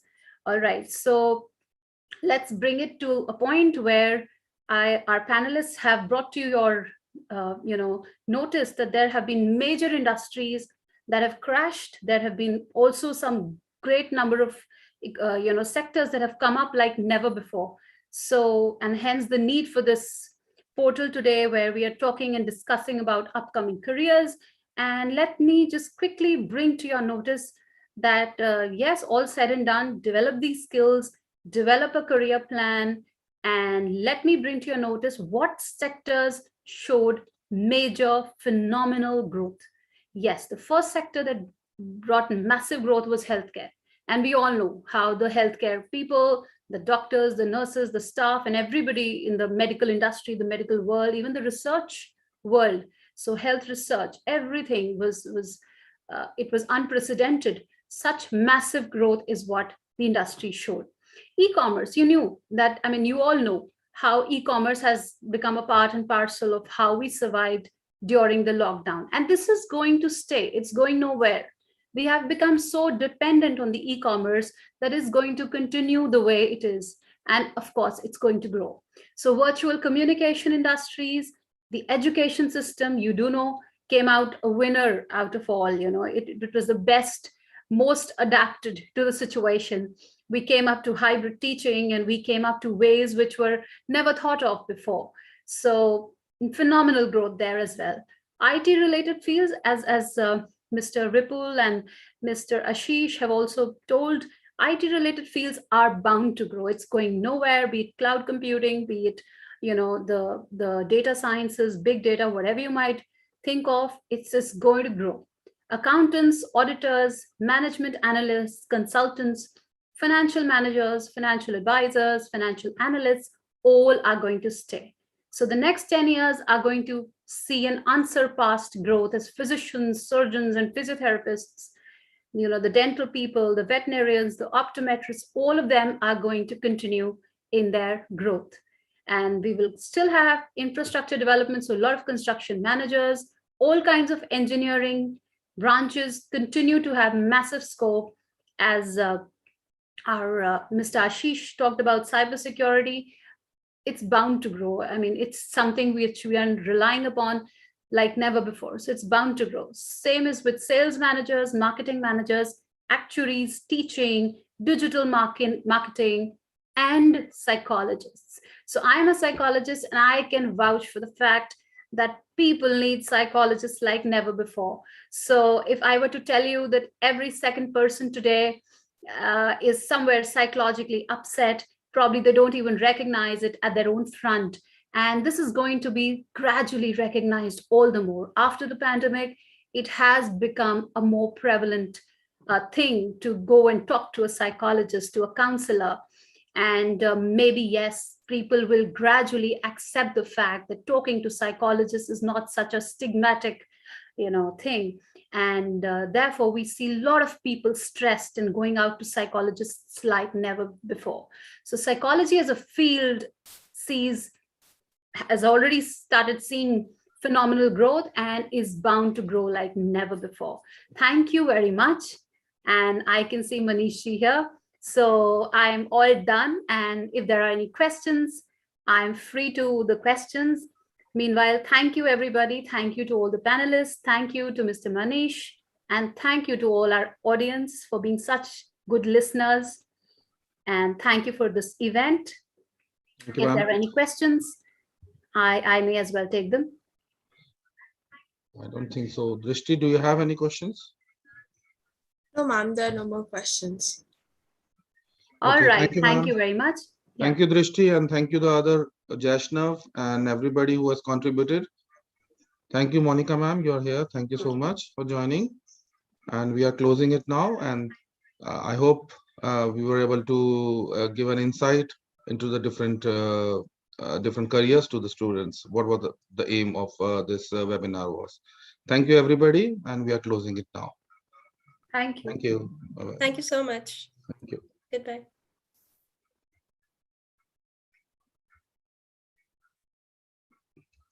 Let's see.